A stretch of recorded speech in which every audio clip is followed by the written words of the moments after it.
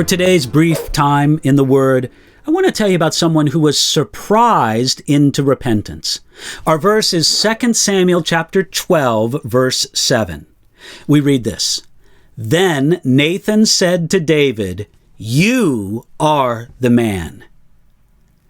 King David had lived for about a year in a tangled web of denial and gradually growing coldness and hardness towards God.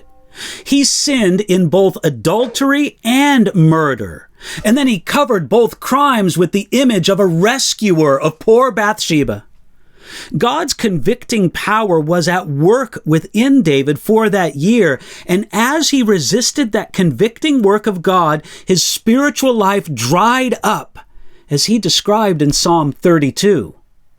David got to the point where God would not allow him to go any deeper into that quicksand, so he sent David a prophet and a friend named Nathan. Nathan began with a simple story about a poor farmer and a rich farmer, and how the rich farmer wasn't satisfied with what he had, and he stole the precious lamb of the poor farmer. David was outraged at the heartlessness of this rich man, and he condemned him immediately to death.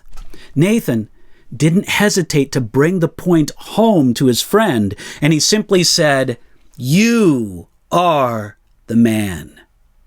With this, Nathan applied the parable with alarming simplicity. Nathan had to shock David into seeing his sin for what it really was. David was himself guilty of what he so easily condemned in a hypothetical man. David was surprised into repentance, but he wasn't frightened. You cannot frighten men into true repentance. It's possible to frighten them into regret about their sin, but true repentance is different. Regret over sin may lead someone to repentance, but it often does not. David needed to be surprised, but he didn't need to be frightened.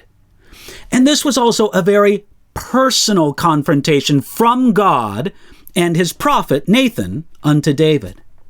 The great Scottish preacher Alexander MacLaren wrote this: "God accuses us and condemns us one by one, that he may save us one by one."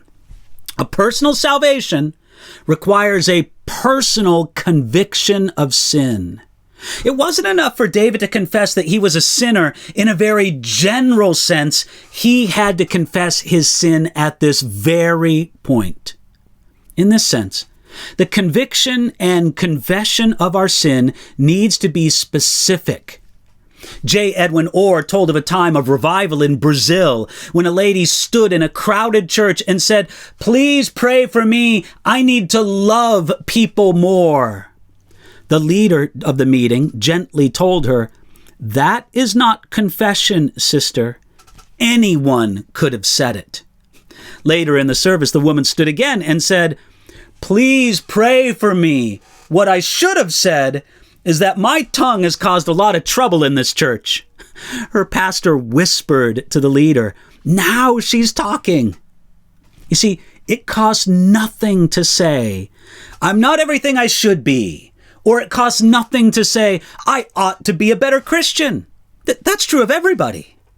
But it does cost something to say, "I have been a troublemaker in this church," or "I have had bitterness towards certain leaders to whom I apologize right now." Since God convicts us personally and specifically, that is how we should confess, both personally and specifically. Spurgeon told the story of a woman who came seeming to be in great sorrow. She said about what a great sinner she was. But Spurgeon suspected, for some reason, that her repentance wasn't sincere. So he said this: "Well, if you're a sinner, of course you've broken God's laws. Let's read the 10 Commandments and see which ones you've broken." So they started at the first commandment, "You shall no other gods before me." And Spurgeon asked her, "Have you ever broken that commandment?" Oh, no, she said, "not that I know of." And they went to the second command, "You shall not make any graven image." "Have you ever broken that one?" Oh, no, never, sir, she answered. As you might suppose, Spurgeon went through all 10 commandments, and she could not find a single one that she had broken. And what Spurgeon had suspected was true. She didn't really consider herself a sinner, and her pretended show of repentance was only because she thought it was expected of her. God put King David in a place where it wasn't just possible. And if we find ourselves in the same place, we should regard it as a gift. The words, "You are the man," are really a gift from a loving God.